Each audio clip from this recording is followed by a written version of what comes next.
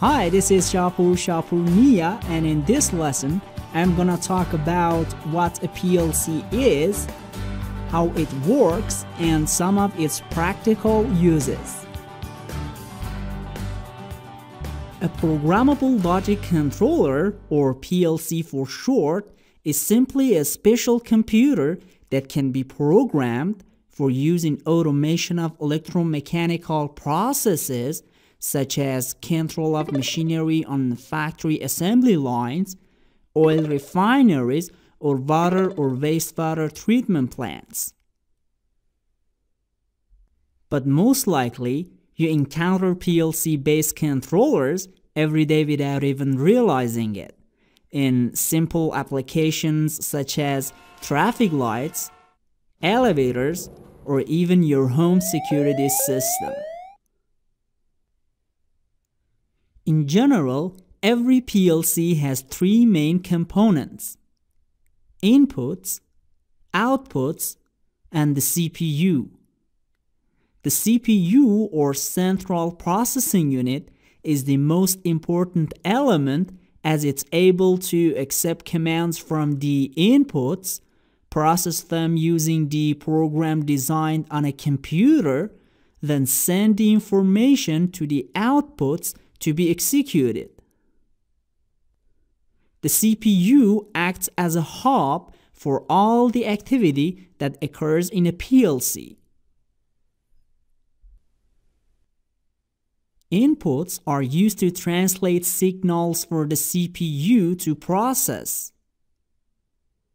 When you're installing a PLC in an industrial process, the process inputs must be connected to the PLC inputs. For example, one process input can be a push-button switch.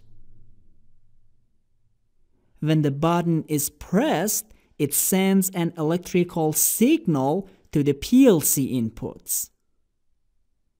This signal can be a current or voltage signal. This electrical signal is then passed through the PLC inputs and turned into logical data. Because the CPU is a computer system and cannot process raw electrical signals, the inputs must translate the electrical signal before sending it into the CPU. Once the CPU has processed the data is sent through outputs. Outputs are used to translate the CPU's logical data back into an electrical signal for use in the industrial process. This is because industrial processes use electrical signals to operate, instead of the logical data that a CPU outputs by default.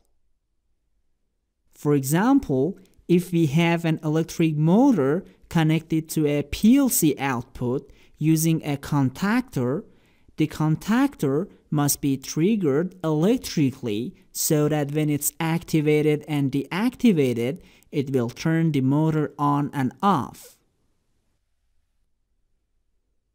So, in order to activate the contactor, an electrical signal must be applied, and the PLC output uses the CPU's logical data to send electrical signals to the contactor.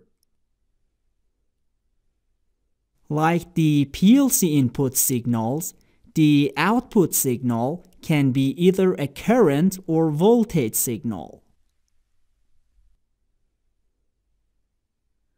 This diagram now shows a complete PLC system.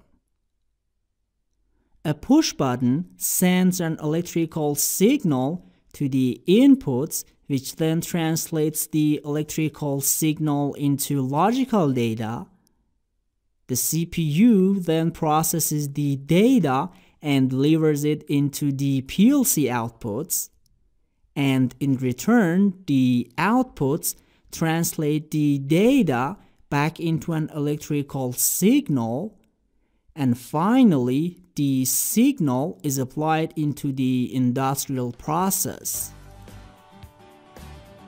So, here the CPU operates as the main unit of the PLC, and the inputs and outputs connect the CPU to the rest of the industrial process.